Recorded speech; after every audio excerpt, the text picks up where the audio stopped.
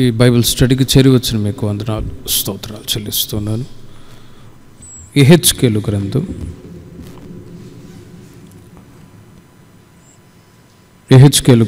33వ అధ్యాయము 7వ వాక్యాన్ని చదువుకుందాం. యెహెజ్కేలు గ్రంథం 33వ అధ్యాయం 7వ వాక్యములో, నరపుత్రుడా, నేను నిన్ను ఇశ్రాయేలీయులకు కావలివానిగా నియమించి ఉన్నాను గనుక నీవు నా నోటి మాటను విని నాకు ప్రతిగా వారిని హెచ్చరిక చేయవలెను. ఈరోజు బైబిల్ స్టడీ కావలి వాడు. దేవుడు ప్రవక్త అయినటువంటి యెహెజ్కేలుతో ఈ మాటలు సెలవిస్తూ ఉన్నాడు. నేను నిన్ను ఇశ్రాయేలీయులకు కావలివానిగా నియమించి ఉన్నాను కనుక నీవు నా నోటి మాటను విని నాకు ప్రతిగా వారిని హెచ్చరిక చేయవలెను అని. పాత నిబంధన కాలంలోను క్రొత్త నిబంధన కాలంలోను దేవుడు తన ప్రజలతో మాట్లాడు నిమిత్తమై సేవకుల్ని, ప్రవక్తల్ని, న్యాయాధిపతుల్ని ఏర్పాటు చేసుకున్నాడు. వారి ద్వారానే దేవుడు తన ప్రజలతో మాట్లాడుతూ ఉన్నాడు. యెహెజ్కేలు ప్రవక్తతో కూడా అదే మాట తెలియచేస్తూ ఉన్నాడు. దేవుడు తన ప్రజలతో మాట్లాడు నిమిత్తమై ఆనాడు యెహెజ్కేలు ప్రవక్త ద్వారా ఈ మాటలు వారికి తెలియచేస్తూ ఉన్నాడు. ప్రతి మాట దేవుని ద్వారానే వస్తుంది. తెలియచేస్తున్న ప్రతి మాట దేవుని యొక్క మాట అని దేవుని ప్రజలైన వాళ్ళు గ్రహించాలి. అంతేకాని స్వంతంగా ఏ మాట కూడా పలకట్లేదు. దేవుని యొక్క వాక్యమే మనకు ఆధారమై ఉన్నది. దేవుని యొక్క మాటలను ఎన్నో సంవత్సరాల నుంచి మీరు కూడా వింటూ ఉన్నారు. ఆ మాట ద్వారా మన జీవితాలు కూడా మార్చబడుతూ ఉన్నాయి. సంవత్సరాలు గడిచే కొలది మార్పు అనేది ఆయన మాట ద్వారా మనం పొందుతూ ఉన్నాం. హల్లెలూయా. ఎన్నో సంవత్సరాలుగా వాక్యం వింటూ ఉన్నాం, ఏ మార్పు లేదు అనటానికి సందేహం లేదు. కానీ వాక్యం ప్రతి ఒక్కరి జీవితాల్లో క్రియ చేస్తుంది. మొన్నటి రోజున చెప్పాను, ఆదివారం ఒక ఇంట్లో భార్యను అడిగాడట. భార్య వంట చేసి పెడుతుంది. ఆ ఆహారాన్ని తిని చాలా సంవత్సరాల వరకు బలపరచబడుతూ ఉన్నాడు. ఏ రోజు ఏ వంట వండారని సంగతి తెలియదు, కానీ మొత్తానికి ఆ ఆహారం చేత బలపరచబడుతూనే ఉన్నారు. ఆత్మీయంగా కూడా ఎన్నో సంవత్సరాలుగా వాక్యాలు వింటూ ఉండి కూడా అవి మార్పు కలగజేయట్లేదు అనటానికి ఏం లేదు, కానీ అవకాశం లేదు. కానీ వాక్యాలు ప్రతి ఒక్కరి జీవితాల్లో ఫలభరితంగా మారుతూ ఉన్నాయి. హల్లెలూయా. వాక్యం ఎప్పుడు కూడా వ్యర్థం కానేరదు. అందుకే పదే పదే దేవుని సన్నిధికి వచ్చినప్పుడల్లా దేవుడు తన వాక్యము ద్వారా మాట్లాడుతూనే ఉన్నాడు.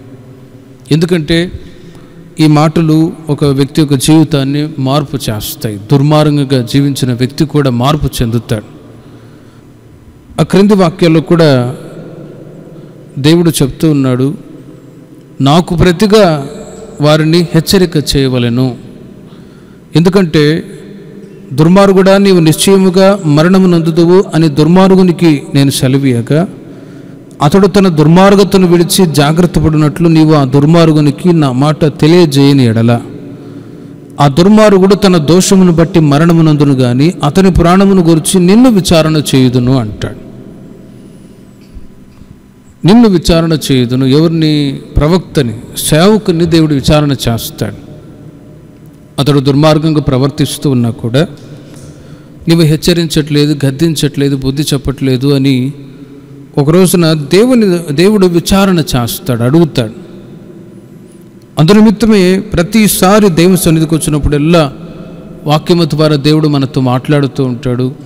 మన జీవితాల్లో ఇంకో మార్పు చెందని స్వభావాలు ఏవైనా ఉంటే అవి సరిచేయబడుతూ ఉంటాయి. ఇలా దినదినము ఆత్మ సంబంధమైన మందిరముగా దేవునిలో మనమందరూ ఎదుగుచూ ఉన్నాం. అందుకు దేవునికి మహిమ కలుగును గాక. 33వ అధ్యాయం 6వ వాక్యంలో ఈ కావలివాని పని ఏంటంటే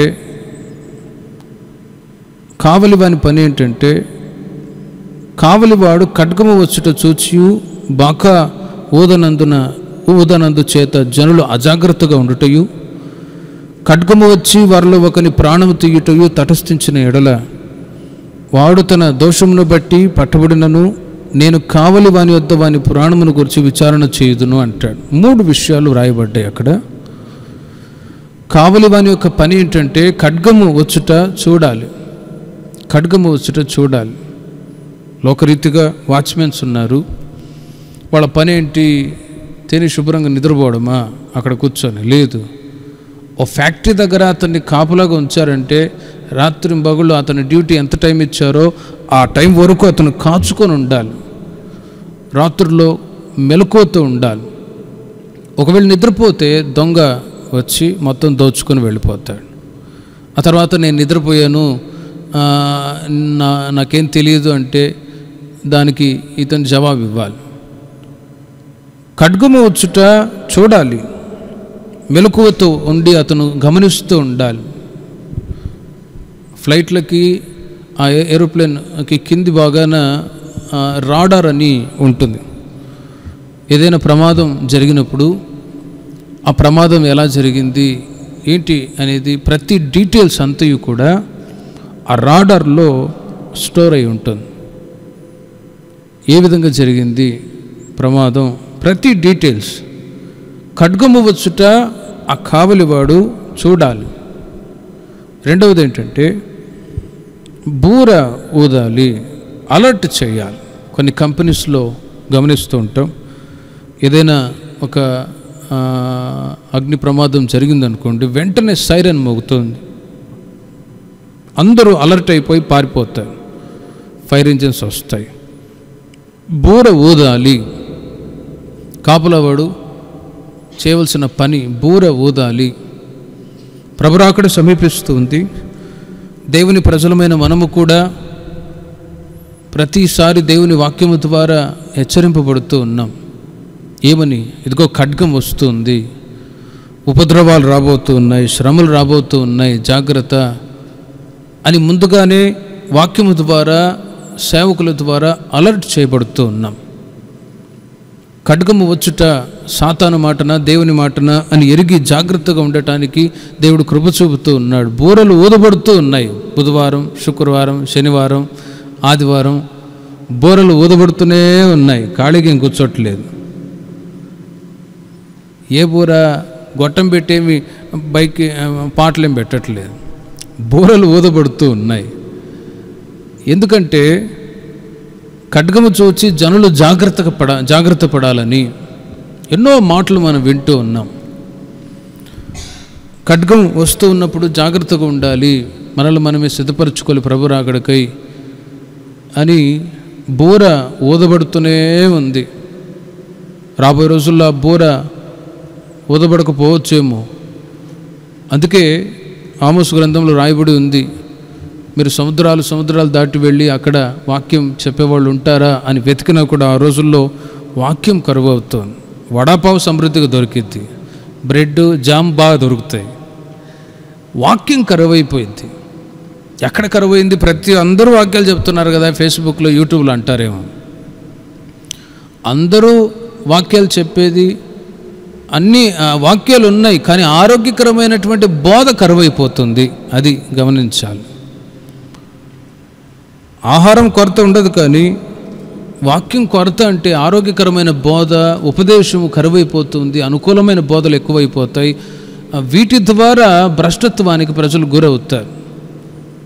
కనుకనే బూర ఊదబడుతూ ఉన్నప్పుడే ఈ యొక్క వాక్యాలు, ఉపదేశాలు మనం విని ఆ విధంగా మన ఆత్మీయ జీవితాలని కట్టుకుందాము గాక.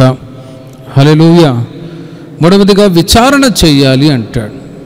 కావలి వాని పని విచారణ చేయాలి. విచారణ చేయకపోతే ఏంటి ఇలా జరిగింది, ఏంటి పరిస్థితి? ఒక కంపెనీలో అగ్ని ప్రమాదం జరిగిందనుకోండి, ఒక మాల్లో, షాపింగ్ మాల్లో అగ్ని ప్రమాదం జరిగిందనుకోండి, ఫైర్ ఇంజిన్స్ వస్తాయి.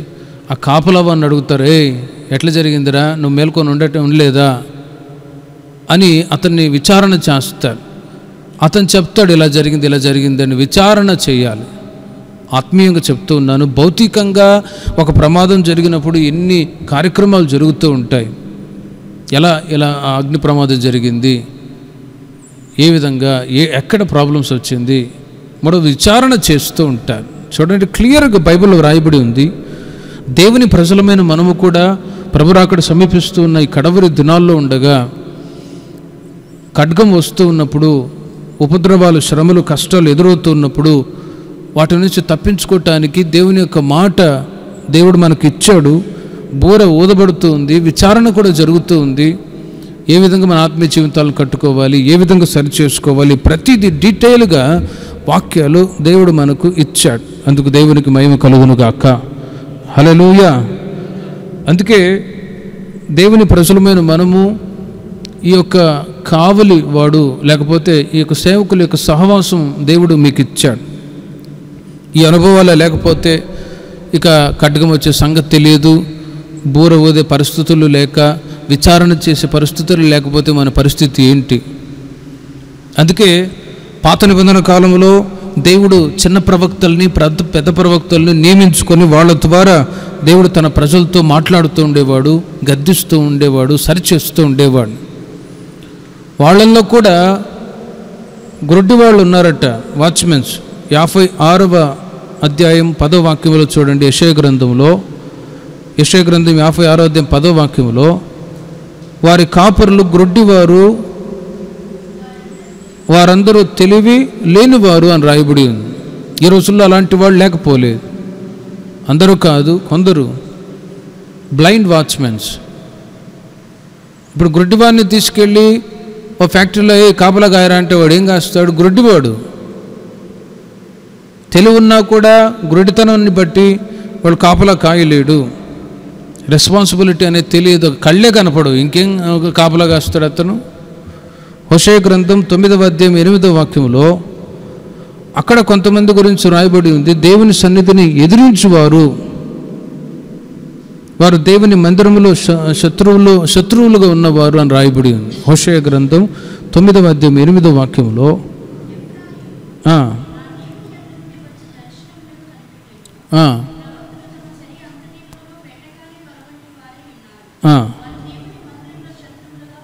చూడండి, కాపలా కాసేవాళ్ళే శత్రువులుగా మారిపోయారు మందిరంలో. మార్కు సువార్త 13వ అధ్యాయం 34వ వాక్యంలో ఇంకొక కావలి వాళ్ళ గురించి రాయబడి ఉంది. యేసు మెలకువగా నుండి చదువుదాం. ఒక మనుష్యుడు దాసులకు అధికారం ఇచ్చి ప్రతి వానికి వాని పని నియమించి మెలకువగా నుండమని ద్వారపాలకునికి, వాచ్మెన్కి ఆజ్ఞాపించి, వాచ్మెన్ యొక్క పని ఏంటంటే నైట్ కాపలా కాయాలి. మునుపు మీతో చెప్పినట్లుగా ఆ వాచ్మెన్ నైట్ కాపలా కాస్తూ ఉండాలి, అతని డ్యూటీ. పడుకుంటే శత్రువు వస్తాడు, చంపేస్తాడు, అక్కడ ఉన్నదంతా కూడా దోచుకొని వెళ్ళిపోతాడు. ఇలా ఇబ్బందులు, సమస్యలు ఎన్నో జరుగుతాయి. కాపలా కాసేవాడు మెలకువతూ ఉంటే ఏ సమస్య రాదు. ప్రభు రాకడ దగ్గర పడుతుంది. మనము కూడా మెలకువ కలిగి ఉంటే ఆయన రాకడలో ఎత్తబడుతాం, లేకపోతే విడవబడే పరిస్థితులు వస్తాయని ఆ వాక్యము ద్వారా మనం గ్రహించాలి. ఆత్మీయ మెలకువలు.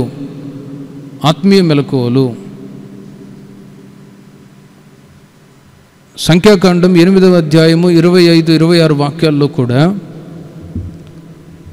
50 సంవత్సరాల వయసు దాటిన తర్వాత వాళ్ళు మందిరంలో పరిచర్య చేయటానికి వాళ్ళు కాపలాగా ఉండాలని రాయబడింది. చూడండి, 8వ అధ్యాయం 25-26 వాక్యాల్లో సంఖ్యాకాండం.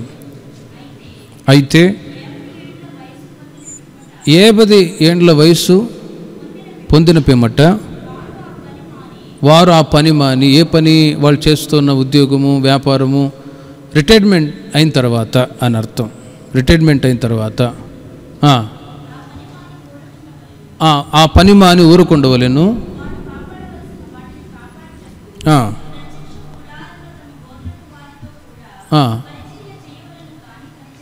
చూడండి, 50 years అబోవ్, 50 సంవత్సరాలు అయిన తర్వాత వాళ్ళు ఏం చేయాలి? వాళ్ళు ప్రత్యక్ష గుడారంలో పరిచర్య చేయటానికి వాళ్ళు ఉండాలి.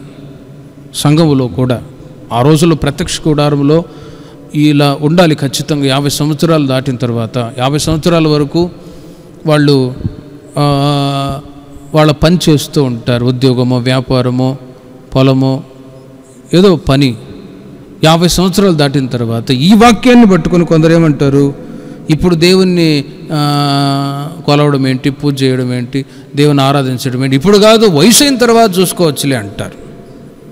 50 సంవత్సరాలు అయిన తర్వాత, 60 సంవత్సరాలు వచ్చిన తర్వాత అప్పుడు బాప్తిసం తీసుకోవచ్చు, అప్పుడు చర్చిలో కూర్చోవచ్చు. లోకస్తులు అయితే ఏం చేస్తారంటే తీర్థయాత్రలకు వెళ్తుంటారు చూడండి. 50 సంవత్సరాలు రాగానే ఇన్నేం లేదు బిడప్ప ఒకబడ నాతగే అని చెప్పి ఇంకా ఆ గుడుల చుట్టూ తిరుగుతూ ఉంటారు.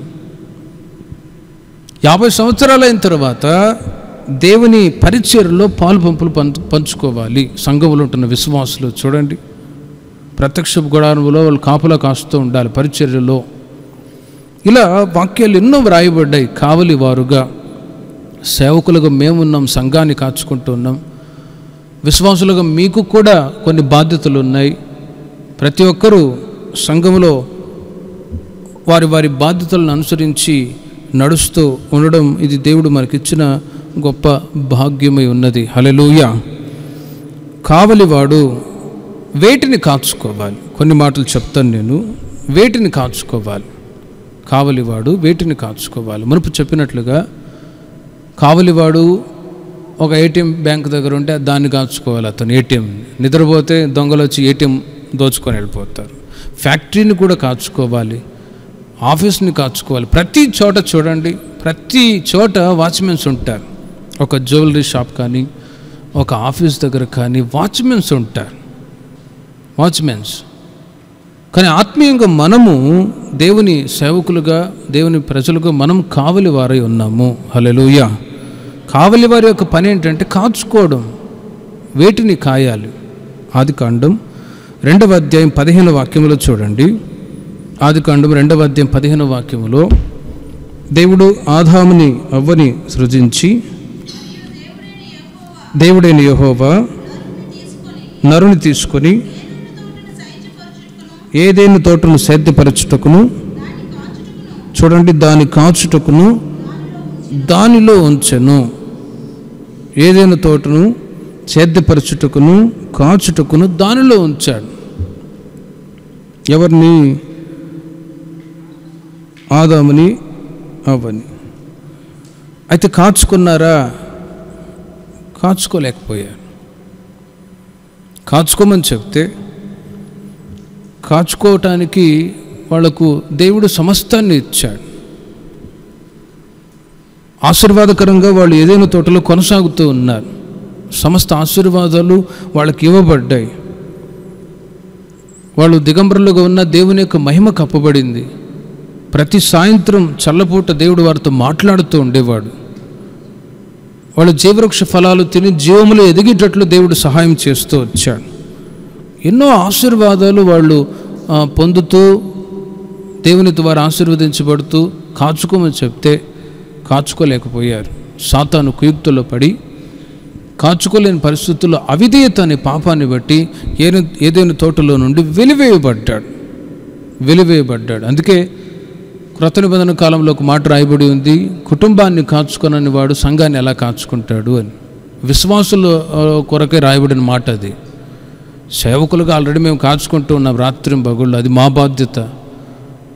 అయితే ఒక బిలీవర్ యొక్క డ్యూటీ కూడా ఏంటంటే సంఘాన్ని కాచుకోవాలి. అంటే గూఢాచారి పనిచేయమని కాదు, ఏం చేస్తున్నారు, ఎక్కడికి వెళ్తున్నారు ఏంటని కొన్ని చోట్ల అలా గూఢాచారి పనిచేసేవాళ్ళు ఉంటారు. అట్లా చేయమని కాదు, కాచుకోవాలి, కాపాడుకోవాలి. అవ్వ ఆదాంని దేవుడు అందుకే ఆ తోటలో ఉంచాడు కాచుకోమని. అయితే ఆదాము కాచుకోలేకపోయాడు.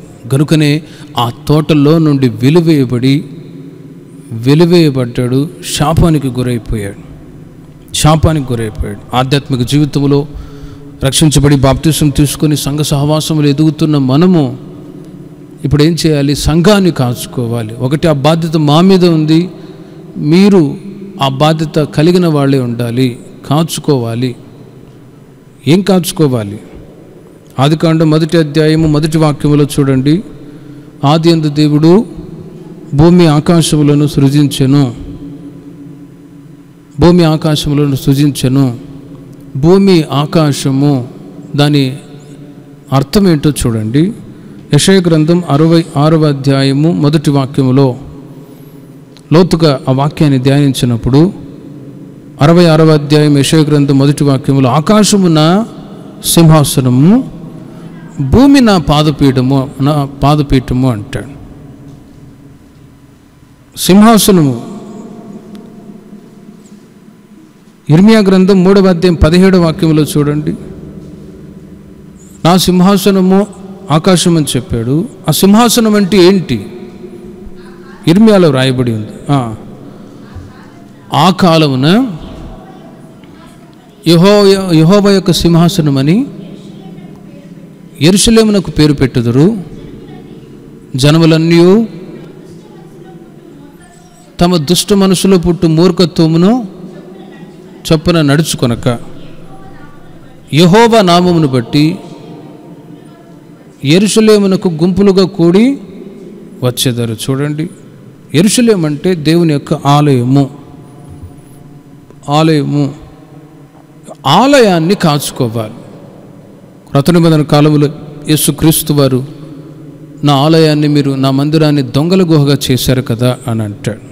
లోకములో అవి జరుగుతున్నాయి. సంఘాల్లో వ్యాపారాలు, చర్చికి వచ్చే వాళ్ళు చర్చికి రాకుండా ఏం చేస్తున్నారు? వ్యాపారాలు చేస్తున్నారు. సబ్బుల వ్యాపారాలు, తర్వాత ఇంకా వడ్డీలకు ఇవ్వడం, పుచ్చుకోవడం, సామాన్లు ఇవ్వడం, తీసుకోవడం, పుచ్చుకోవడం. ఇవి చర్చికి వచ్చేవాళ్ళు చర్చికి వచ్చేటట్లుగా విశ్వాసులుగానే ఉండాలి, కానీ వ్యాపారాలు చేయవచ్చా?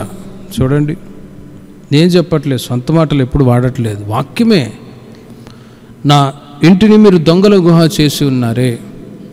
చర్చికి వచ్చేవాళ్ళు దేవుని ప్రజలుగానే ఉండాలి, కానీ వ్యాపారాలు, వడ్డీకి ఇవ్వడాలు. ఆ మధ్య అట్లాగే జరిగింది. ఒక 20,000 ఒక ఆమె తీసుకున్నది. అన్నవరే నీవే ఇసుకోడ్రీ 20,000 అన్నది ఆమె. నావెళ్ళి ఇసుకోడదు, నా మాత్రం బ్యాంక్ ఇదియా.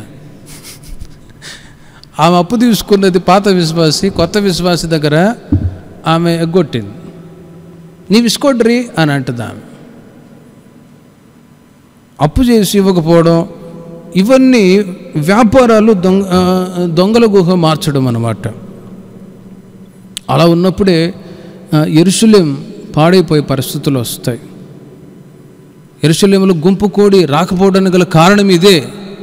ఏంటి కారణం? జనం రావట్లేదే అంటే ఇంటర్నల్గా ఏదో జరుగుతుందన్నమాట. కులపిచ్చో, మతపిచ్చో, లేకపోతే బిజినెస్సో, ఇవి కొన్ని లోపాలు. కనుకనే ఈ విషయంలో జాగ్రత్తగా ఉండాలి. సంఘాన్ని కాచుకోవాలి. ఒకటి, మేము ఆల్రెడీ కాచుకుంటూ ఉన్నాం రాత్రి పగళ్ళు. ఈ విశ్వాసులకి బాధ్యత ఉండాలి.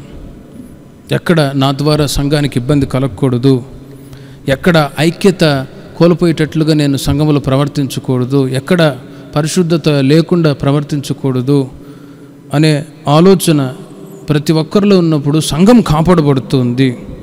కుటుంబాన్నే కాచుకోకపోతే సంఘాన్ని ఏం కాచుకోగలుగుతారు అంటారు పత్రికల్లో. కుటుంబాన్ని కాచుకోకపోతే ఒక్కసారి ఆలోచించండి. కనుకనే ఆదాము అవ్వని దేవుడు ఆ తోటలో ఉంచింది ఎందుకు? తిని శుభ్రంగా ఉండమని కాదు. ఆ తోటని మీరు కాచుకోండి. సంఘాన్ని కాచుకునే బాధ్యత విశ్వాసకుంది. కొందరు వస్తారు, పోతారు, ఏ బాధ్యత ఉండదు. అలా దేవుని ప్రజలు ఉండకూడదు. పరమగీతములు 1వ అధ్యాయం 6వ వాక్యాన్ని మీరు చూడండి. పరమగీతములు 1వ అధ్యాయం 6వ వాక్యములో, నల్లని దానని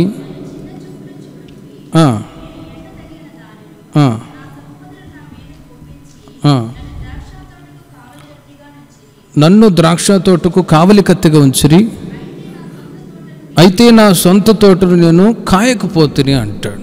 చూడండి, రెండవదిగా స్వంత తోటని, స్వంత జీవితాన్ని కాచుకోవాలి.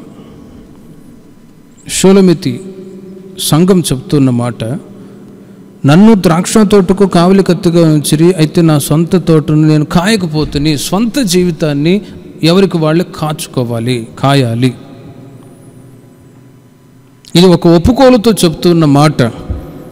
ద్రాక్ష తోటను కావలి కత్తిగా ఉంచరి దానికి, అయితే నా సొంత తోటను నేను కాయకపోతుని. చూడండి, దానికి ఎవరు బాధ్యులు? కాయకపోతే, భౌతికంగా కాయకపోతే, ఎందుకురా నువ్వు కాయలేదు, కాచుకోలేదు ద్రాక్ష తోటను అడుగుతారు. కానీ వాళ్ళ ద్వారా వీళ్ళ ద్వారా నాకు ఇలా జరిగింది అని ఎవరినో అడగరు, ఎవరికి వాళ్ళే.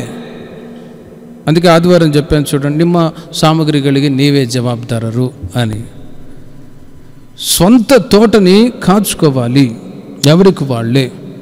వాళ్ళ ద్వారా నా జీవితం నాశనమైంది, వాళ్ళ ద్వారా నేను ఇబ్బంది పడ్డాను, వీళ్ళ ద్వారా ఇబ్బంది పడ్డానంటే ఎవరి ద్వారానో కానే కాదు. నీ జీవితానికి నీవే రెస్పాన్సిబిలిటీ, మా జీవితానికి మేమే రెస్పాన్సిబిలిటీ. అంతేకాని వాళ్ళ ద్వారా వీళ్ళ ద్వారా బంధువుల ద్వారా వాళ్ళ ద్వారా నా జీవితం అట్లయింది, వీళ్ళ ద్వారా నేను ఇట్లా ఆత్మీయంగా దిగజారిపోయాను అని ఎవరి మీద వ్రేలు చూపడానికి అవకాశం లేదు. తిమోతిలకు రాసిన మొదటి పత్రిక 5వ అధ్యాయం 22వ వాక్యములో, తిమోతికి రాసిన మొదటి పత్రిక 5వ అధ్యాయం 22వ వాక్యములో, పరుల పాపములో పాలివారై ఉండకుడి, త్వరపడి ఎవరి మీద నేను హస్తనిక్షేపణ చేయకుము, పరుల పాపములో పాలివారై ఉండకుడి, నీవు పవిత్రుడుగా ఉండనట్లు చూచుకొనడి. ఎవరికి వాళ్ళే నీవు పవిత్రుడుగా ఉండటానికి చూచుకోవాలి. సొంత తోటని కాచుకోవాలి, సొంత జీవితాన్ని కాచుకోవాలి. Life is very valuable. Life అనేది ఒక్కసారే దేవుని చేత ఇవ్వబడుతుంది. మాటి మాటికి ఇప్పుడు ఈసారి ఒక పూర్ ఫ్యామిలీలో పుట్టాను, నెక్స్ట్ జనరేషన్లో నెక్స్ట్ తరానికి నేను రిచ్ ఫ్యామిలీలో పుడతాను అనేది భ్రమ. Life is a gift of God. ఒక్కసారే దేవుడు లైఫ్ని దేవుడు ఇచ్చాడు. ఈ యొక్క లైఫ్లో క్రీస్తును కలిగి క్రీస్తు మార్గంలో జీవించడం అనేది దేవుడు మనకిచ్చిన గొప్ప భాగ్యం. అయితే ఈ లైఫ్ని పవిత్రంగా కాచుకోవడం ఎవరి వంతు వాళ్ళదే. హల్లెలూయా. వాళ్ళ ద్వారా వీళ్ళ ద్వారా వాళ్ళ ద్వారా వీళ్ళ ద్వారా అని ఎవరిని పాయింట్అవుట్ చేయడానికి వీళ్ళు ఎవరు కాచుకుంటే వాళ్ళు క్షేమంగా ఉంటారు, లేకపోతే ఖడ్గం వస్తుంది. కనుకనే అక్కడ రాయబడి ఉంది, పరుల పాపంలో నీవు పాలివారి ఉండకుము, పరుల పాపంలో నీవు పవిత్రుడుగా ఉండటానికి చూచుకో. ఎవరికి వాళ్ళే, ఎవరి వాళ్ళ వల్ల వీళ్ళ వల్ల అని ఎప్పుడు కూడా మాట్లాడకూడదు. మనం వాళ్ళు సరిలేరు వీళ్ళు సరిలేరు అని ఎప్పుడు మనం మాట్లాడకూడదు. ఆదికాండం 4వ అధ్యాయం 9వ వాక్యంలో చూడండి. ఆదికాండం 4వ అధ్యాయం 9వ వాక్యంలో, నీ తమ్ముడైన హేబేలు ఎక్కడ అని కయీనును అడగగా, నేను ఎరుగను. చూడండి, నా తమ్మునికి నేను కావలివాడనా అంటాడు. నేను కావలివాడినా నా తమ్ముని కాచుకోవటానికి. ఇద్దరు అన్నదమ్ములైన వాళ్ళు ఖచ్చితంగా కాచుకోవాలి. ముఖ్యంగా అన్న తమ్ముని కాచుకోవాలి. దానికి బదులుగా ఏం చేశాడు? సొంత తమ్ముని హతమార్చాడు, చంపేశాడు. ఇప్పుడు ఆ యొక్క రక్తం దేవుని మొరపెడుతుంది. దేవా, నా అన్న నన్ను చంపేశాడు అని మొరపెడుతుంది దేవునికి. నా అన్న నన్ను చంపేశాడు అని మొరపెడుతుంది. అందుకే దేవుడు వచ్చి అడుగుతూ ఉన్నాడు, ఇదిగో నీ తమ్ముడు అయిన హేబేల్ ఎక్కడా? అతను అంటాడు, నేను అతన్ని కాచుకోవటానికి నేను కాపులో అని వాచ్మెన్నా, అతన్ని రాత్రి పగలు చూస్తూ ఉండటానికి. వాడు పెద్దోడు కదా, వాడికేం తెలియదా అని దేవునితో ఉత్తరం ఇస్తూ ఉన్నాడు. చూడండి, నేను కావలివాడనా అంటాడు. ఈ వాక్యాన్ని బట్టి సహోదరులని కాచుకోవాలి. ఎవరిని కాచుకోవాలి? సహోదరులని, మనతో ఉన్న వారిని కాచుకోవాలి. కుటుంబం ఉందనుకోండి, తల్లిదండ్రి పిల్లల్ని కాచుకోవాలి, తోటి సహోదరులను కాచుకోవాలి, కుటుంబాన్ని కాచుకోవాలి. కొందరు కాచుకోకుండా పారిపోయే వాళ్ళు ఉంటారు. అప్పుడు దేవుని దగ్గర మనం జవాబు చెప్పాలి. మీ ఇంటి వాళ్ళే కదా, నీ తమ్ముడే కదా, ఎక్కడ నాకేం తెలుసు ప్రభా, నేను వాచ్మెన్నా, లేడీ వాచ్మెన్నా అంటే దేవుడు ఊరుకుంటాడు? ఆ రెస్పాన్సిబిలిటీ దేవుడు ఇచ్చాడు.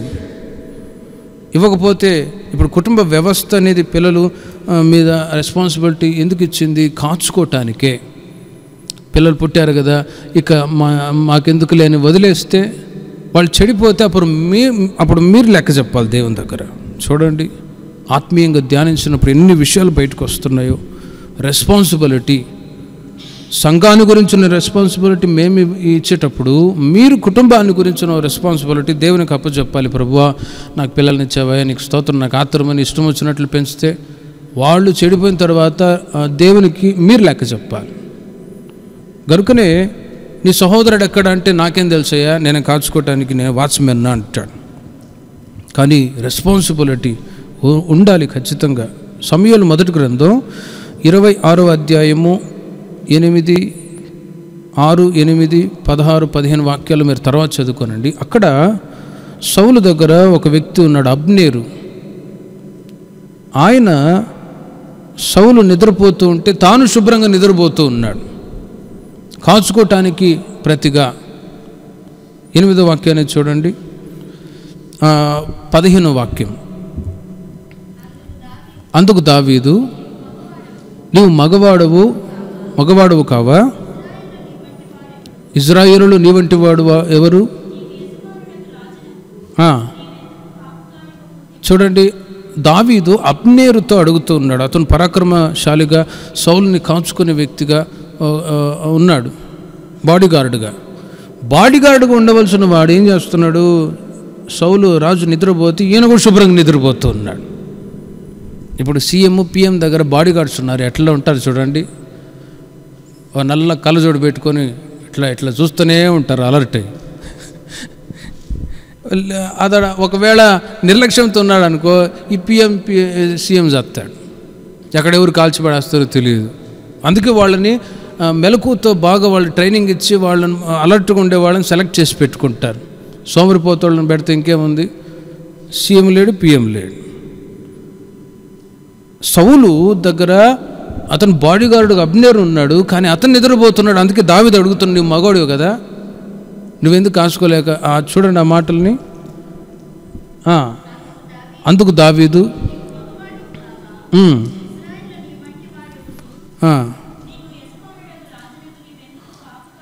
రాజునకు నువ్వెందుకు కాపు కాయకపోతివి?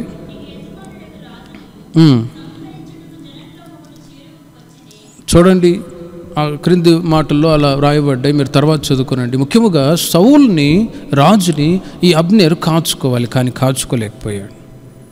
మనం కూడా ఆధ్యాత్మిక జీవితంలో మనతో ఉన్నవారిని ఖచ్చితంగా కాచుకోవాలి. హల్లెలూయా. కాచుకోవాలి, కాపలా కాయాలి. పిల్లల విషయంలో కాపలా కాయాలి, ఇష్టం వచ్చినట్లుగా వదిలిపెట్టకూడదు. ఇంకోటి ఏంటంటే, తోటి విశ్వాసి మనకు సహోదరుడు, సహోదరి, వాళ్ళు ఒకవేళ బలహీనతల్లో ఉన్నప్పుడు వాళ్ళ నిమిత్తం ప్రార్థన చేయడమే అది కాచుకోవడం. గలతీయులకు రాసిన పత్రికలో ఒక మాట ఉంది, 6వ అధ్యాయంలో మొదటి 2 వాక్యాల్లో. అక్కడ ఒకరి భారములను ఒకరు భరించి ఇలాగూ మీరు క్రీస్తు నియమాన్ని నెరవేర్చుడి అని. క్రీస్తు నియమం ఏంటంటే, ఒకళ్ళ నిమిత్తం ఒకళ్ళు భారం భరించి ప్రార్థించాలి. ప్రభువా, ఆ సహోదరుని మీరు రక్షించండి అయ్యా, వారిని మీరు కాపాడండి అయ్యా అని ప్రార్థించడం, అది మన బాధ్యత. అది కాచుకోవడం. ఎవరు ఎలా చచ్చినా నాకెందుకులే అనుకోవడం అది స్వార్థం అవుతుంది. కానీ సంఘములో మనము ఒకరి భారాన్ని ఒకరు భరించాలి, వాళ్ళని కాయాలి ప్రార్థనలో. హల్లెలూయా. పరమగీతములు 5వ అధ్యాయం 7వ వాక్యంలో చూడండి. పరమగీతములు 5వ అధ్యాయం 7వ వాక్యములో, పట్టణములో తిరుగు కావలివారు నాకు ఎదురుపడి నన్ను కొట్టి గాయపరిచిరి. చూడండి, ఇద్దరు కావలివారి గురించి రాయబడింది. ప్రాకారము మీద కావలివారు, పట్టణములో తిరుగు కావలివారు. పట్టణములో తిరుగు కావలివారు, పట్టణములో ఉన్నారు కావలివారు. పట్టణములో పోలీసు వాళ్ళు ఉన్నారు, రాత్రుల్లో అయితే గురక వాళ్ళు ఉన్నారు, విజయలేస్తే తిరుగుతూ ఉంటారు వాళ్ళు రాత్రి భౌతికంగా. ప్రాకారముల మీద కావలివారు ఉన్నారు. యెరూషలేం పట్టణం ఉంది, ఆ ప్రాకారాల మీద కొండలు ఉన్నాయి, చుట్టూ మొత్తం హై సెక్యూరిటీ. రాత్రి బగుళ్ళు కాపలా కాస్తూ ఉంటారు, పట్టణానికి ఏ విధమైన కీడు కలగకుండా నిమిత్తం. చూడండి, ఓ పట్టణం నాశనం చేయటానికి శత్రువులు ఎంతోమంది ఎదురు చూస్తూ ఉంటారు. అలాంటి పరిస్థితుల్లో ప్రాకారం మీద కావలి వారు ఎంతో అలర్ట్గా కాచుకొని ఉంటారు. పట్టణంలో తిరుగు కావలి వారు కూడా ఉన్నారు. కానీ ఆత్మీయంగా యెషయా గ్రంథం 26వ అధ్యాయం 1వ వాక్యంలో ప్రాకారము అంటే ఏంటంటే రక్షణ అనే ప్రాకారము పడిపోకుండా కాచుకోవాలి. 26వ అధ్యాయం 1వ వాక్యంలో చూడండి. ఆ దినమున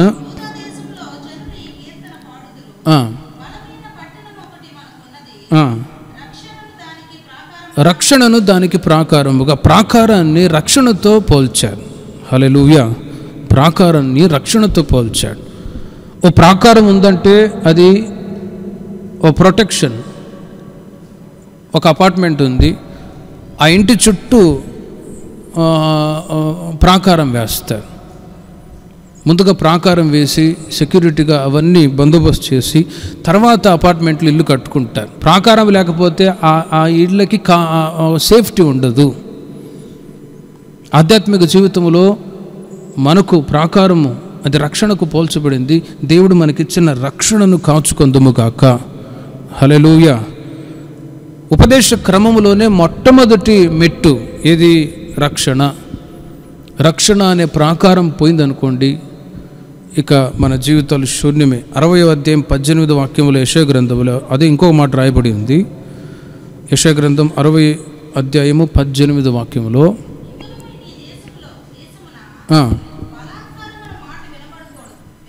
వినబడదు, నీ సరిహద్దుల్లో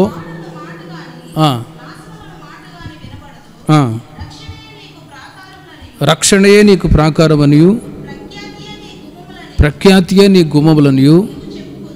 చూడండి, దేవుని ప్రజలైన వాళ్ళు కాపాడబడు నిమిత్తమై దేవుడు రక్షణని ఇచ్చాడు. ఆ రక్షణని కడవరకు కాచుకోవాలి. ఉపదేశ క్రమంలో ఆ ఒక్క అనుభవాన్ని ప్రజలు కోల్పోయినప్పుడు ఇక మిగతా మెట్లు ఎలా ఎక్కగలరు? 7 మెట్లు ఉన్నాయి.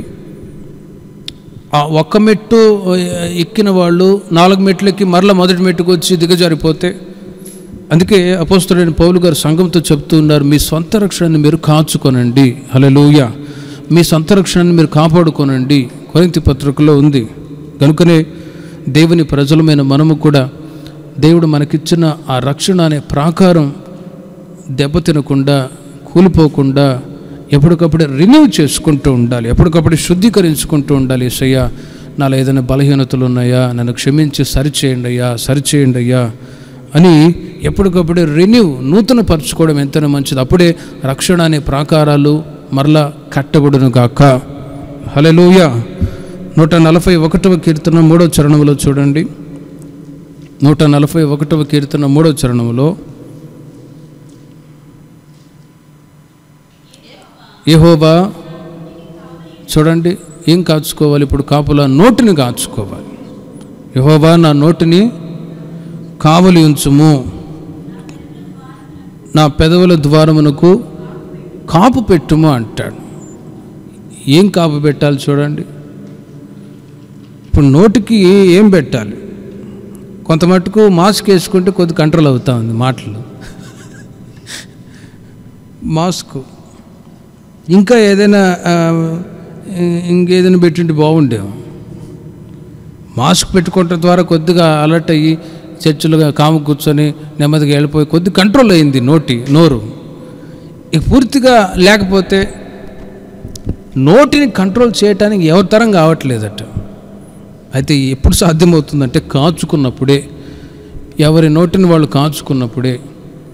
కుటుంబాలు, సంఘాలు, లోకం తగలబడిపోవడానికి గల కారణము ఈ నాలుక, నోరే అని రాయబడి ఉంది.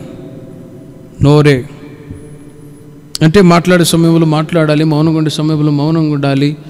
అంతేకాని ఇష్టం వచ్చినట్లు వాక్కూడదని అర్థం. అంటే నోటిని కాచుకోవాలి. కొన్నిసార్లు సడన్గా మాట్లాడి అయ్యో అనవసరం, సారీ అలా అన్నాను అంటే వచ్చిన మాట మరలా రిటర్న్ తీసుకోలేం కదా. చూడండి ఎంత ప్రమాదం ఉందో. అందుకే మాట్లాడేటప్పుడు చాలా జాగ్రత్తగా మాట్లాడాలి. చాలా పెద్ద సమస్యలు రావడానికి గల కారణం ఈ నోటి మాటలే. మౌనంగా ఉంటే ఏ ఇబ్బంది లేదు. అలాగని ముచ్చగా కూర్చోమని కాదు, ముచ్చోళ్ళని నమ్మకూడదు అంటారు. మరలా ముచ్చోళ్ళని నమ్మకూడదని. ఈ మాటలో ఉన్న అర్థం ఏంటంటే, మాట్లాడే సమయంలో మాట్లాడాలి, మౌనంగా ఉండే సమయంలో మాట్లాడాలి, వ్యర్థమైన మాటలు రాకుండా జాగ్రత్త పడాలి. ఇద్దరు సంభాషిస్తున్నారనుకోండి, ఆ సంభాషణ ఉప్పు వేసినట్లుగా రుచికరంగా ఉండాలి, కానీ వ్యర్థమైన మాటలు ఉండకూడదని పత్రికల్లో రాయబడి ఉంది. అందుకే ఒక తీర్మానం అవసరం. 17వ కీర్తన 3వ చరణంలో దావీదు ఒక తీర్మానం చేస్తూ ఉన్నాడు. 17వ అధ్యాయము 17వ కీర్తన 3వ చరణంలో, రాత్రివేళ నీవు నన్ను దర్శించి నా హృదయమును పరిశీలించుతివి.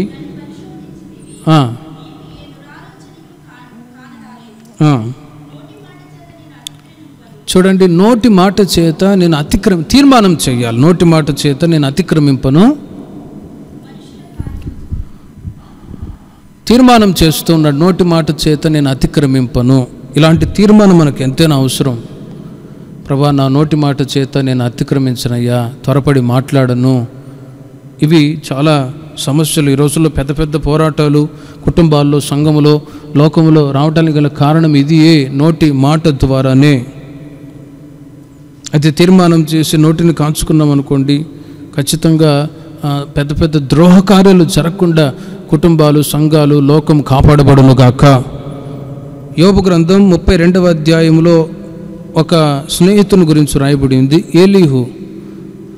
యోబు అన్నీ కోల్పోయి చాలా ఇబ్బందులు పడి ఉన్నప్పుడు ఆయన ఆదరించడానికి పెద్ద మనుషులు వచ్చారు, స్నేహితులు 3.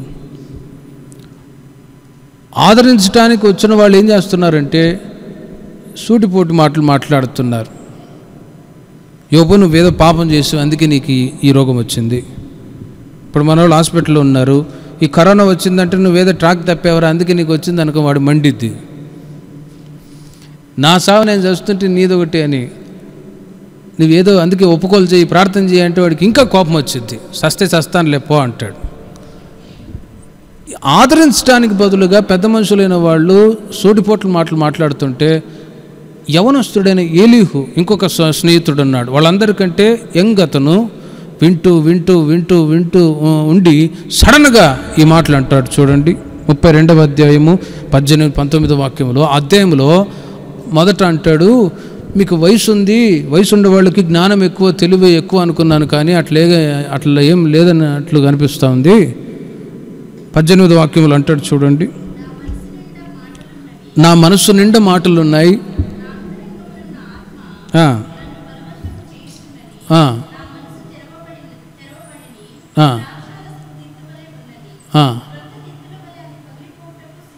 చూడండి. అంతవరకు ఆ 3 స్నేహితులు యోబు దగ్గర మాట్లాడుతూ మాట్లాడుతూ మాట్లాడుతూ అంతవరకు మౌనంగా ఉన్నాడు. ఒక్కసారిగా ఢమేలు మన ఒక మాట వేశాడు అంతే.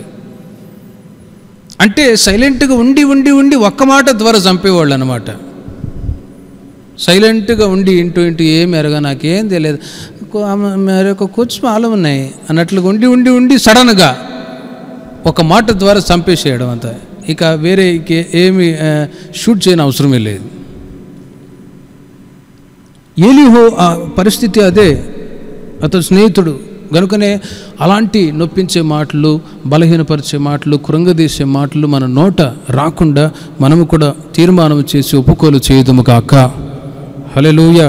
మన నోటిని కాచుకుందాము గాక, నోటిని. సంఖ్యాకాండం 3వ అధ్యాయము 38వ వాక్యంలో చూడండి, పరిశుద్ధ స్థలాన్ని కావలి కాయాలి. పరిశుద్ధ స్థలాన్ని, సంఖ్యాకాండం 3వ అధ్యాయము 38వ వాక్యంలో, అక్కడ మోషే అతని యొక్క కుమారుల యొక్క బాధ్యత ఏంటంటే పరిశుద్ధ స్థలాన్ని కాచుకోవాలి. మందిరము ఎదుట తూర్పు దిక్కున ప్రత్యక్షపు గుడారం ఎదుటి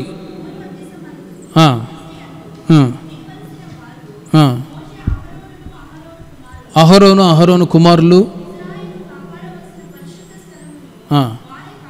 చూడండి, మోషే, అహరోను వాళ్ళ కుమారులు కాపాడాలి ఈ పరిశుద్ధ స్థలాన్ని, పరిశుద్ధంగా ఉండేటట్లుగా. ప్రత్యక్ష గుడారాన్ని కాచుకోవాలంటే మన జీవితాన్నే ఒకటి సేవకులుగా మేము కాపాడబడుతూ ఉన్నాం. ఒక్కసారి మేము కూడా పరిశుద్ధులుగా మార్చబడలేదు, కొన్ని బలహీనతలు ఉంటాయి, అవి కూడా సరిచేసుకుంటూ ఆధ్యాత్మిక జీవితంలో ఎదుగు నిమిత్తమై ఉపవాసాలు ఉండి మమ్మల్ని మేము నూతన పరుచుకుంటూ ఉంటాం దేవుని సన్నిధిలో. సంఘాన్ని కూడా ఒకవైపు బలపరుస్తూ ఉంటాం, సంఘాన్ని కూడా. అందుకే చాలా జాగ్రత్తగా మాట్లాడేటప్పుడు కానీ విశ్వాసులతో ఎంతో జాగ్రత్తగా మేము కాచుకొని ఉండవలసి వస్తుంది. మా బాధ్యత సంఘాన్ని. ఈరోజు ఒక ఆయన మెసేజ్ పెట్టాడు, ఒక కుటుంబంలోనే ఒక పెద్ద మనిషికి ఎన్నో బాధలు ఉంటాయి, వాటిని సరిచేయడానికే తలకిందులుగా అయిపోయి బాధలు పడుతూ ఉంటారు. మరి సేవకులు సంఘాన్ని నడిపించేటప్పుడు ఎన్ని కష్టాలు ఎన్ని బాధలు ఎదుర్కోవాలో అది ఎవరికి తెలియదు అంటాడు. నిజమే, కుటుంబంలో నలుగురు ఉంటే వాళ్ళ మెంటాలిటీని అర్థం కాక తల్లిదండ్రి తలబీక్కుంటూ ఉంటారు.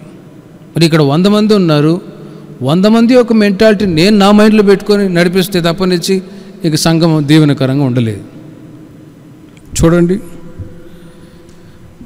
కనుకనే పరిశుద్ధంగా ఉండు నిమిత్తమై ఈ ప్రత్యక్ష గుడారాన్ని కాచుకోవాలి అంటాడు.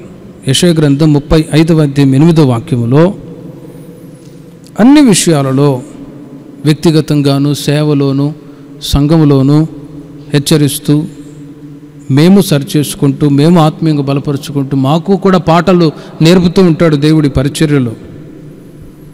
యెషయా గ్రంథం 30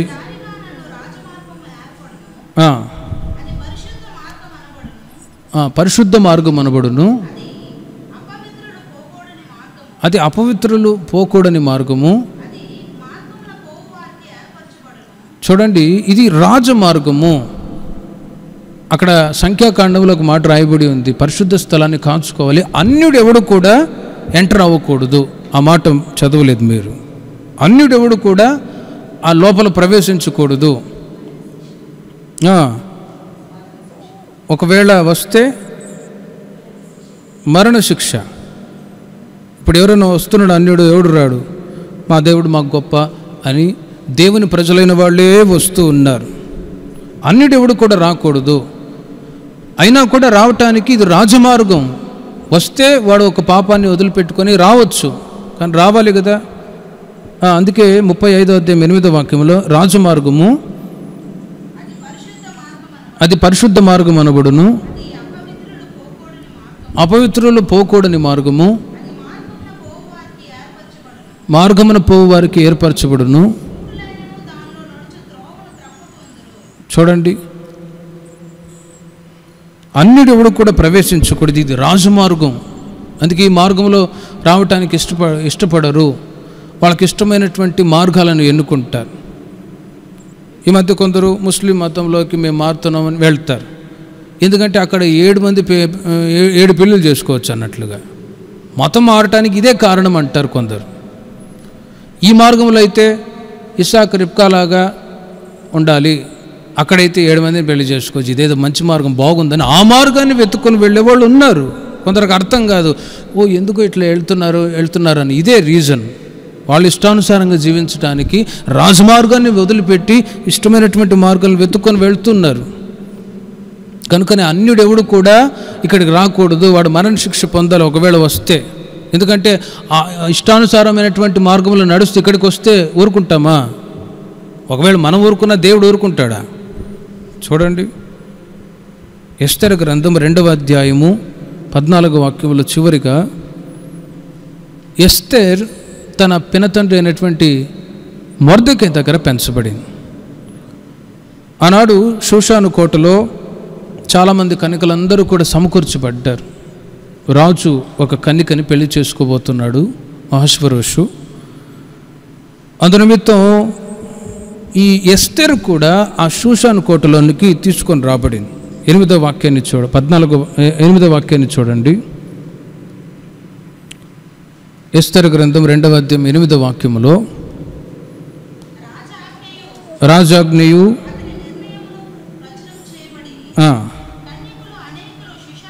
కన్యకలు అనేకులు షూషాను కోటలో పోగు చేయబడి, చూడండి, హేగే వశమునకు అప్పగింపబడగా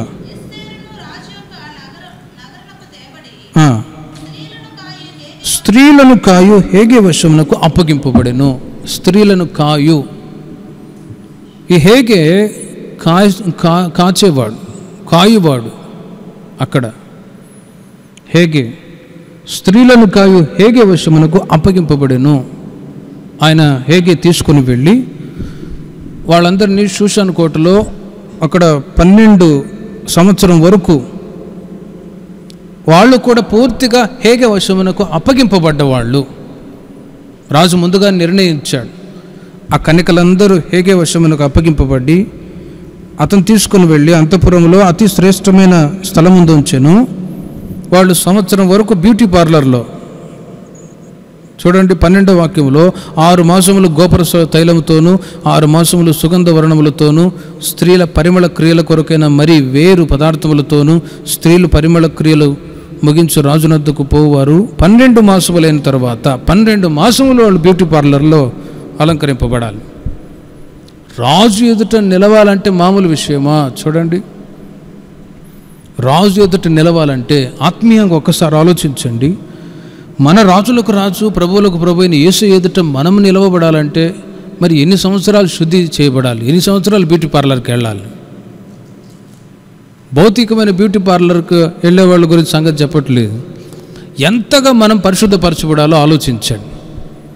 బ్యూటీ పార్లర్లో వెళ్ళేవాళ్ళు ఊరు కూర్చోబెడతారా? దోశ హోగా అంటాడు, కూర్చొని ఇక రుద్దుతూనే ఉంటాడు. ఇక ముఖం వైట్కి వచ్చేంత వరకు ఆవిరి పెడతాడు, అది పెడతాడు, ఇది పెడతాడు, మరలా పెయింట్ వేస్తాడు. కిतना టైం लगेगा? 3 बजे 3 घंटे 3 గంటల సేపు అతడు కూర్చుంటే కానీ, అక్కడ కూర్చుంటే కానీ పెళ్లి కూతురు తయారవ్వదు. పెళ్లి కూతురు తయారవ్వాలంటే 2-3 గంటలు, అవసరమైతే 4 గంటలు, 5 గంటలు అవరు కూర్చు బాకీ అని కూర్చోబెట్టింది. చూడండి, ఓ పెళ్లి కుమార్తెను తయారు చేయాలంటే ఎంత కష్టం. పెళ్లి కుమారుడు టక్కున బుడికి నచ్చి కూర్చుంటాడు. పెళ్లి కుమార్తె వచ్చిందా, ఇంకా వస్తా. అలంకరణ కొరకు ఎంత ప్రయాసో లోకములో చూడండి. అలంకరణ కొరకు ఓ పెళ్లి కుమార్తె చక్కగా అందంగా కనబడాలంటే భౌతికంగా బ్యూటీ పార్లర్లో ఎంత టైం తీసుకుంటారో చూడండి. కంపారిజన్ నేను చెప్తున్నాను. యేసుక్రీస్తు ఎదుట మనము నిలవాలంటే మనల్ని మనం ఎంతగా సిద్ధపరచుకోవాలి. సిద్ధపరచుకోవటానికి అందుకే హేగే చేతికి పరిపూర్ణంగా అప్పగించుకున్నారు వాళ్ళు. హేగే చెప్పినట్లుగానే వాళ్ళు చేయాలి. హేగే చెప్పిన అలంకరణ కాక మరి ఏ అలంకరణ కోరుకోలేదు అని అక్కడ రాయబడి ఉంది. పూర్తిగా ఎస్తేర్ హేగే చేతికి అప్పచెప్పబడింది. అంటే సేవకుల చేతికి దేవుని ప్రజలు అప్పగింపబడాలి. హల్లెలూయా. ఎందుకు? వాక్యము, ప్రార్థన, ఈ యొక్క సంఘ సహవాసం ఇవి లేకపోతే వధువు సంఘముగా మీరు సిద్ధపడలేరు. వధువు సంఘముగా ప్రభు రాకడలో ఎత్తబడి నిమిత్తమై మనం అందరము సిద్ధపడాలంటే ఖచ్చితంగా ఈ సేవకుల యొక్క సహవాసం, సంఘ సహవాసం చాలా ఇంపార్టెంట్. వేరుండగోరువాడు స్వేచ్ఛానుసారుడు అని రాయబడింది. స్వేచ్ఛానుసారుడు, ఏ సంఘము వద్దు, ఎక్కడ వద్దు, నాకు ప్రార్థన వచ్చింది, నేను బైబిల్ చదువుతాను అని తిరిగే వాళ్ళు స్వేచ్ఛానుసారులు. వాళ్ళు పరిపూర్ణతలో ఎదగలేరు. గనుకనే దేవుడు ఈ సంఘ సహవాసానికి మిమ్మల్ని తీసుకొచ్చాడు. సేవకుల యొక్క సహవాసంలో ఉండి వాక్యాలు, ప్రార్థన, ఈ కార్యక్రమాలన్నీ జరిపించబడుతూ ఉన్నాయి. వీటి ద్వారా దినదినము మనము పరిపూర్ణులుగా మార్చబడగలము. హల్లెలూయా. ఇది ఒక వంతు, ఇది ఒక భాగం అయితే 18వ వాక్యంలో చూడండి. సెకండ్ రాజు దగ్గర అక్కడ ఇంకొక షండు ఉన్నాడు, షేజ్ గజు అనే ఆయన. షయజ్ గజు 14వ వాక్యం చూడండి. సాయంత్రం ముందు ఆమె లోపలికి వెళ్ళి మరుదినము ఉపపత్నులను కాయు రాజు యొక్క షండుడైన షేజ్ గజు అను అతని వశములోనున్న 2వ అంతఃపురమునకు తిరిగి వచ్చును. ఆమె యందు రాజు సంతోషించి ఆమెను పేరు పెట్టి పిలిచితేనే గాని ఆమె రాజునందుకు మరలా వెళ్ళకుండెను. చూడండి, షేజ్ గజు అతను కూడా షండుడే. అతని దగ్గర ఈ ఇద్దరు సేవకుల వశమున వాళ్ళు అప్పగింపబడ్డారు. ఒక భాగంలో దేవుని ప్రజలైన వాళ్ళు పరిపూర్ణతలోనికి వస్తూ ఉన్నారు. అందుకే సంఘములు ట్రాన్స్ఫర్స్ ఒకళ్ళ తర్వాత ఒకళ్ళు ఉన్నప్పుడు షైన్ అవుతూ ఉంటారు. ఒకళ్ళే ఉన్నారు అనుకోండి, ఎక్కడేసిన గొంగళి అక్కడే. నేను అందుకే ట్రాన్స్ఫర్ కొరకు ఎదురు చూస్తూ ఉన్నాను, ఎప్పుడు ఫోన్ చేస్తారు అన్నాడు. ఎక్కడేసిన గొంగళి ఉపదేశ క్రమం అదియే. ఉపదేశ క్రమం అది పరిపూర్ణులుగా మార్చబడాలంటే ఖచ్చితంగా ఒక్కొక్కళ్ళ నడిపింపులోనికి రాగలిగితేనే పరిపూర్ణులుగా మార్చబడగలం. షేజ్గజు తీసుకొని వెళ్తాడు రాజు దగ్గర. రాజు చూసి ఎస్తర్ని మెచ్చుకున్నాడు, ఆమెను రాణిగా పెళ్లి చేసుకున్నాడు. హల్లెలూయా. ఒక రోజున క్రీస్తు ఎదుట మనము నిలవాలంటే పూర్తిగా సంఘ సహవాసములు, సేవకుల యొక్క సహవాసములు అంటుకట్టబడిన మీరు ఇంకా స్థిరపరచబడదురుగాక. హల్లెలూయా. ఇంకా ఆత్మీయంగా మీరు వర్ధిల్లుదురుగాక. ఈ సహవాసములు ఉంటేనే తప్ప లేకపోతే పరలోక రాజ్యానికి క్రీస్తు వధువు సంఘంగా మారలేము. కనుక సేవకులుగా మేము మారిన మీరు మాత్రం సంఘ సహవాసములు అంటుకట్టుబడి ఆత్మీయంగా ఎదిగి ప్రభు యొక్క రాకడికి మనం సిద్ధపడదుము గాక. ప్రార్థన చేసుకుందాం. సర్వకృపానిధి యేసయ్య, ఈ సాయంకాల వేళలో నాయన ఈ బైబిల్ స్టడీలో నాయన మీ వాక్యాలను ఆత్మీయంగా ధ్యానించడానికి మీరు కృప చూపుతున్నందుకు స్తోత్రాలు చెల్లిస్తూ ఉన్నాం. నాయన మీ మాట మమ్మల్ని బ్రతికిస్తుంది ప్రభువా. మీ వాక్యం మా పాదములకు దీపం, మా త్రోవకు వెలుగునై ఉన్నది. మీ మాట చేతనే ఈ దినం వరకు మేము బ్రతుకుతున్నాం యేసయ్య. ఇకను రాబోయే రోజుల్లో మేము ఏ విధంగా ఉండాలో, మీ రాకడకు ఏ విధంగా సిద్ధపడాలో మీ వాక్యం ద్వారా తెలియజేస్తున్న ప్రతి మాట కొరకే స్తోత్రాలు. కావలివారు అనే అంశం మీద నాయన అనేక ఆత్మీయ విషయాలు ధ్యానించడానికి కృప చూపారు. ఈ మాటలు ప్రతి ఒక్కరి జీవితాల్లో నూరంతలుగా నీరు కట్టి ఫలింపచేయండి యేసయ్య. నాయన మీరు అక్కడికై మత్స అడాగు ముడతలేని మహిమగల సంఘముగా మేము సంఘం సిద్ధపడాలి తండ్రి. యేసయ్య మీరే కనికరాన్ని చూపమని నాయన మీ సన్నిధికి చేరి వచ్చిన ఒక్కొక్కరిని ఆ విధంగా మీరు నడిపించబోతున్నందుకై మీకు స్తోత్రాలు చెల్లిస్తూ ఉన్నాం. మీ ఉన్నతమైన ఉద్దేశాలు యావత్తు సంఘం పట్ల మా పట్ల నెరవేర్చమని యేసు నామములో వేడుకొనుచున్నాం తండ్రి. ఆమేన్, ఆమేన్.